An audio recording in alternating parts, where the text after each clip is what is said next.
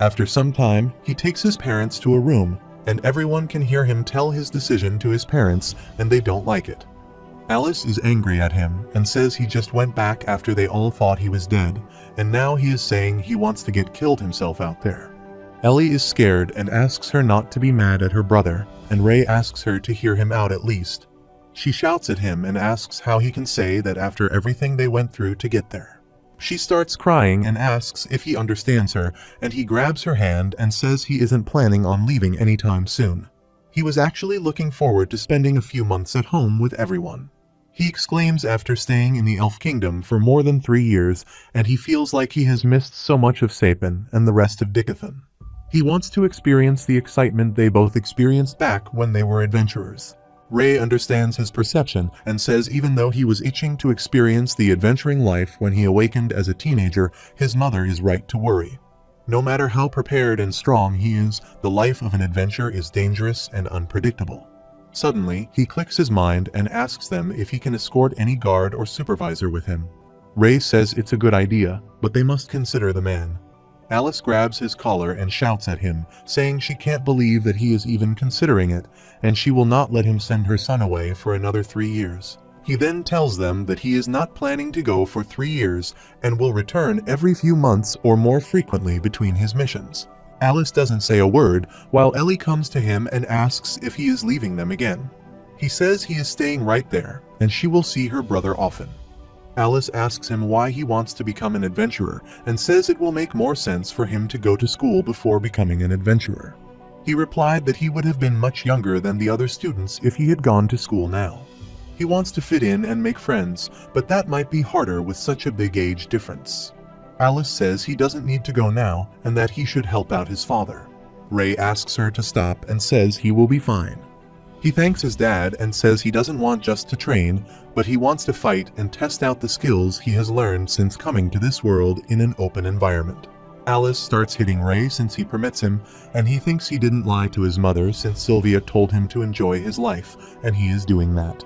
The next morning, they are making their breakfast, and Alice asks Ray to eat slowly and no one is going to steal his food. He is happy to enjoy a meal without being rushed to work.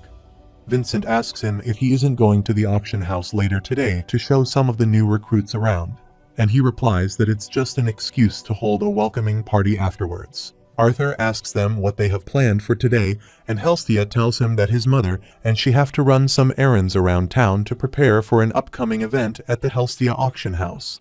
They are taking Lily and Ellie with them and ask him to accompany them, but he refuses by saying he will stay behind. Vincent asks him if they settled on what to do about Arthur, and Alice says they agreed to let him become an adventurer under certain conditions. The first condition is that he will wait until after his birthday in 3 months. Second, he will have a guard on him at all times during missions. And third, he will have to visit at least once every 2 months. Ray says he is smart enough to manage the rest independently, and Vincent asks him if he has anyone in his mind who can appoint him as his guard. Moreover, if there is even a guard capable of guarding him. Ray gets up and reveals that the Twin Horns will be coming around after a dungeon expedition soon, and he gets a letter from the Adventurers Guild that says they will be back in 2 months, so they can have one of them go with Arthur. Alice likes his idea, and Ray asks her if she is surprised by it. Arthur remembers the Twin Horns, Jasmine, Durden, Angela, Helen, and Adam, and is excited to see them all soon. After some time, Vincent is working in his office when someone knocks at his door. He opens the door and is surprised to see Arthur there. He thinks he missed his father and tells him he is at the auction house. Arthur tells him that he came there to speak with him regarding a certain matter and asks him permission to come inside the office. On the other side, Alice and Hestia are in the market, and Alice asks her if these kinds of stuff are appropriate for the 10th anniversary event, and she tells her that she has seen a lot of the noble ladies adoring the centerpiece she made. She wonders how anyone even saw them, and she reveals that she stole a few from the house and used them to decorate the private viewing rooms at their auction house. Alice felt so embarrassed because they were just cheap little armaments she had made in her free time. At the same time, Ellie seems sad, and Lily asks her the reason, and she tells her that she is missing her brother. Lily gets sad and says she came there with her, but now she has her brother, so she is not important to Ellie anymore. She tries to tell her that they both have their place for her, But Lily says she loved her before her brother. But now that her big brother is there, so she just throws her away. Ellie starts crying at this when Helstia hits her head and asks why she is giving Ellie such a hard time. She tells her that she was just teasing her because all Ellie has been thinking about these days is Arthur. And Helstia says it looks like Ellie isn't the only one thinking about Arthur and asks if he is her first crush too. Lily gets embarrassed, asks why she is saying such things, and says he is just a big weirdo. She thought that kids of her age couldn't be mages, and this is why she is still patiently waiting to awaken. But Arthur is already a mage that is stronger than a lot of adults. She is sad that she can't do such things, but she wants to be a mage and make them happy. Alice and Helstia just look at each other, and she comes forward to her and says it's hard not to, but she shouldn't compare herself to Arthur. He should know from kids of her age at school that Arthas is the different one, and she asks him how he got so strong, and if they have trained him, then they can also help her to train. Alice tells her that aside from the little sword training that Ray did for Arthur, they didn't do anything. Helstia is also shocked and says she understands he is a very gifted child, but they are still missing pieces of the story. Alice says she is grateful that they care so much, but Ray and she both know Arthur is hiding things from them. Helstia says they should ask him about everything and asks how he got so strong while he was away and how, even before the bandit attacked, he was so skilled with the sword. She replies that they believe there is a good reason why he is not telling them everything, and she figures to give him space and support him until he is comfortable enough to tell them what it means to be a parent. Helstia becomes answerless, and they continue their shopping. At the same time, the man from earlier is watching them quietly. He then goes to a silent place and asks a man to inform Lord Sebastian that the Mana Beast wasn't with them that day. A mage from Xyrus Academy has been placed to guard them, so he won't be able to trail them too extensively. However, the boy who is most likely the master of the Mana Beast will be attending the 10-year Helstia Auction House anniversary event. He asks him to inform the Lord Sebastian that the best opportunity will be at the event. On the other side, Arthur is at Vincent's office, and he wonders what sort of situation this is and what sort of 8-year-old boy gives off such a strong presence that he would be more nervous than when he was with the King of Sapin. He thanks him for the tea, and Vincent thinks he is so different from when he is with his family. He wonders if this is his true demeanor. He then tells him the reason for his sudden intrusion is that he would like to ask him to retrieve a few items. Vincent asks him what kind of items those are, and he states a protective cloak, preferably one with a hood, a decent sword for his size, and a mask capable of altering his voice. Vicent says the cloak shouldn't be a problem, but with a mask, only an artificer who's a deviant sound mage would be able to make one properly. Suddenly, he remembers he is already buried in work for the anniversary event and wonders why he is so eager to please this boy. Arthur thanks him and says it is for compensation. At the same time, he doesn't have money. He thinks of a way to repay him for his help. Vincent says he doesn't need anything since his father has been a huge help ever since he started working for him, and thanks to him and the training he is providing for all of their guards, thefts and fights in the auction house have been the lowest it's ever been. Arthur says he still wants to do one thing to help his sister hasten her awakening with a method that he discovered recently, and when he helps her, he can also help Lily. He knows that neither he nor his wife are mages, but he believes he can help his daughter awaken as a mage and attend the Xyrus Academy. After that, he is training in his room. But even after all of this time, he can only use it for a few seconds. He thinks about Elder Virion and the director and gets up again, thinking it's not enough. After a lot of training, he is hell tired and has been laid to the ground, and he thinks that whether it's his past life or this life, he needs strength to protect the people he loves. In the meantime, Alice and Helstia return from shopping. He remembers his past life when on a horrible night, he rushed to see his father, but was shocked to see that someone had murdered him. He cried a lot, but no one helped him, and the policeman just stood there with the gun used in the murder. He thinks this time he will get strength not to avenge, but to keep them safe. Meanwhile, Sylvie comes to him and informs him that his family has returned from their errands. When he goes downstairs, Alice comes to him and asks him what he said to Vincent that he is making Lily a mage. She says that even as a harmless joke, it's a little insensitive, and Helstia says that if this is some kind of prank, then he went a bit too far. He replies that he would never joke about something like this, and he proposes a deal to Vincent, and he accepts. He seems happy and says Arthur promised him to show them once they get back, so he asks everyone to go to the living room. They all go to the living room, and he sits Lily and Ellie beside him and asks them to breathe in the way he tells them. He thinks mana is sensed best during slow and deep breaths that are in precise rhythmic patterns, and hopes that this explanation will be easy for them to follow. The first step is to breathe specially, but Ellie is too young to understand what he is saying. He asks her to follow her instructions, and if she can do this, she will be able to become strong like her brother. He hopes that she will be able to understand his instructions and asks both of them to breathe like he does. He asks them to take a deep breath through their nose until they can't breathe anymore. Once they can't breathe anymore, they open their mouth, breathe in just once more, and let out their breath in small bursts about 15 times. When they do this, he asks them to do it again with their eyes closed until they see pretty lights floating around in the darkness. Ellie can see the pretty lights, but they are gone instantly, and Arthur says this is because she stopped breathing. Lily is worried that she can't see them and asks if there is something wrong with her, and he says this is because her parents are not mages, so that she will take some time. Alice asks him if he can tell them what he is trying to do. Halstia also interrupts him and says she means well, and she won't question his skills with magic, but teaching a child to awaken as a mage is unprecedented. Then it should happen naturally. He says he is going to help them do what he did to awaken at the age of 3, and the only reason he thinks he can do this is because of his affinity with all the elements.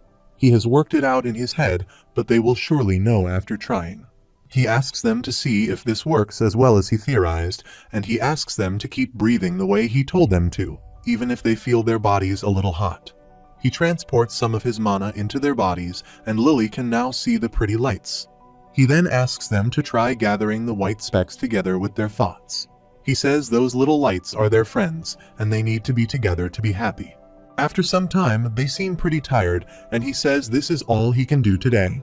Lily's parents seem happy and ask him if their daughter will be able to become a mage.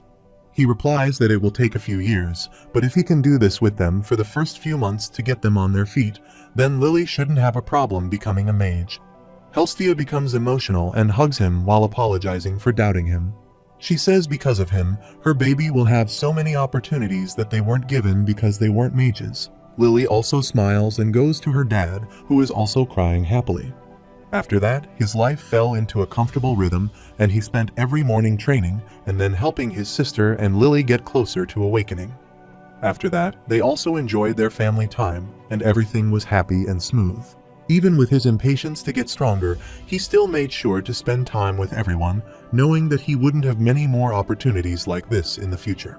2 months later, when it is finally time for the twin horns to be returned, Ray and Alice seem excited to see them back.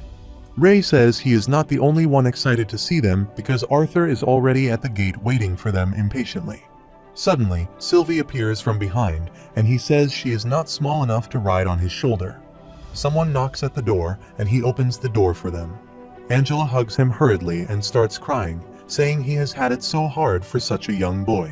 Durden asks her to leave him, and she leaves him, saying she got a little emotional and forgot about her manners.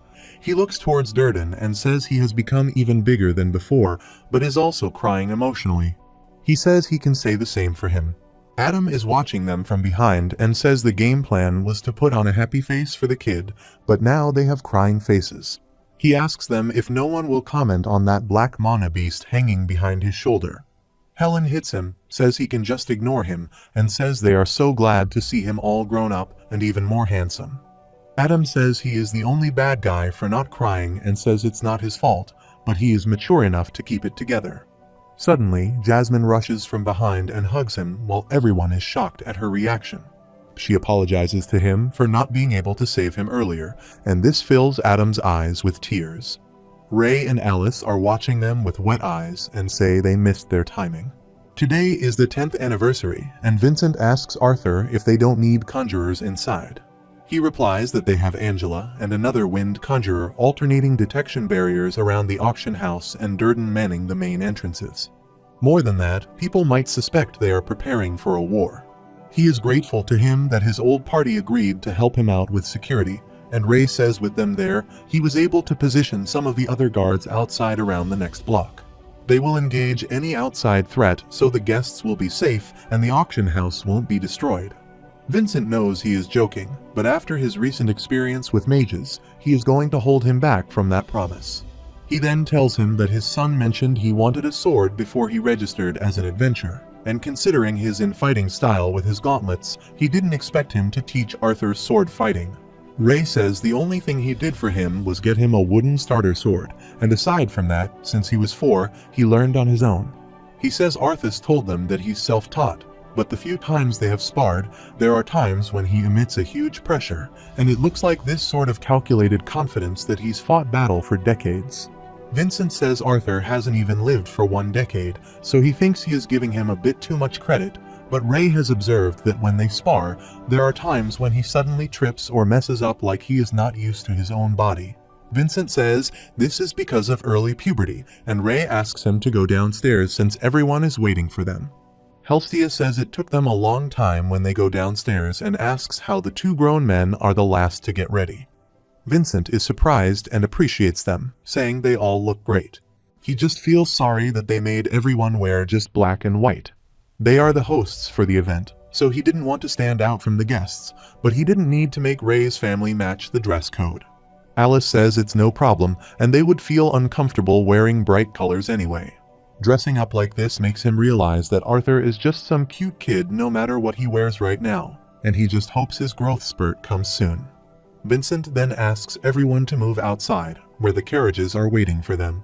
He then puts his hand on Arthur's shoulder and says he heard that his daughter is progressing well, and he replies that if she continues like this, she should be able to awaken in time to attend to Xyrus at an average age. He thanks him again, and Arthur says he is just holding his end of the deal and expects to see some great stuff at his auction house. They come outside and are ready to go toward the auction house. During the way, he tells them the story he had to go through all these years, and Adam seems sad that he went through all this at such an early age. Helen says he was able to find a bond at least, which is something even seasoned adventurers and nobles are rarely able to have. He replies this is why Sylvie is special to him. Soon, they reach outside the auction house, where the guards welcome them. He is surprised to see a grand and luxurious Helstia's auction house. Today is the 10th anniversary of the Helstia auction house, an event nobles and adventurers alike have been excited for. It will be a celebration and a chance to see and perhaps buy priceless artifacts that have been kept locked away and guarded for this particular event. He is surprised to see so many beast cores and weird things. The exterior of this building is amazing, but the inside holds up just as well. Meanwhile, Vincent calls all staff and says today is a bid day and they should get their heads together and ensure no mistakes are made. Ray instructs Team B to check the side corridors of every half-house before circling back to their original routes. Arthur exclaims that it's good to see them like this, especially his father, which is a big change from how he usually is, and Helen says his father was a leader after all. She has grown since she took his place, but she still can't match up to him. She leaves him there, and Alice calls Arthur to her. She asks him to go inside, and Vincent and Ray will join them a little later. They enter a great deal, and the auctioneer must be hosting the event. Even having been a king and living amongst the royal family of the Elenoir kingdom, this is impressive. Heseltia asks him what he thinks about their auction house, and he says she is seriously downplaying the word house there.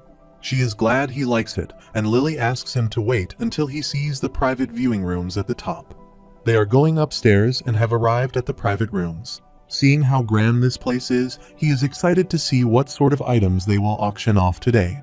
Helstia says they expect some very special guests later on, but this is their place for now. After some time, Lily informs them that the event is starting, and so many people are in the hall. Helstia asks the kids what they are doing, and Lily tells her that Ellie is trying to count all the people coming in, and she asks her to play with her instead of counting people. They start playing while Alice and Helstia are chatting. Arthur thinks they are all having fun. Meanwhile, a guard comes there and informs Helstia that the VIP guests have arrived and will be there soon. They are ready to welcome them, and Vincent presents His Majesty, Blaine Glider, Priscilla Glader, Prince Curtis Glader, and Princess Cathelm Glader. Arthur felt it then the same as in Elenoir when he was in the presence of royalty. They all bow before them and pay their respect, and the king says he didn't know they would share this space with guests. Vincent apologizes to him and says he remembers he wanted to meet his family again the last time they were there, so he thought today would be a good time for that. He introduces his wife and daughter Alice as his close friend's wife and their children Arthur and Elena Lewin. The king asks them to stand up, saying Vincent's friends are also his friends. He says they are there to congratulate the Helstias on this wondrous place's 10th anniversary and to enjoy the event. The queen also says there is no need to remain so formal, that they should enjoy the event and that they are pleased that they have some company besides their guards. Meanwhile, Sylvie appears there, and the queen says it's a cute little mana beast that looks reptilian-based but more intelligent. Arthur says she just hatched several months ago and her name is Sylvie. The king asks him if this beast is his bond and calls him fortunate since infant beasts are not easy to take, yet she seems very obedient. Arthur says they are able to communicate mentally, so it's more like a mutual agreement rather than obedience. Suddenly, someone is shocked to hear this from behind and asks if he is under an equal contract with this mana beast, and Arthur says she was the one who initiated the contract. He asks him to let him take a closer look at his bond, but the king asks him to stop saying this is not a place to study someone's pet. He calls him Sebastian and says he is on duty, and he bows before him and apologizes for his behavior. Helstia calls them and asks them to have a seat since the event must be starting, while Arthur feels something weird about the mage Sebastian.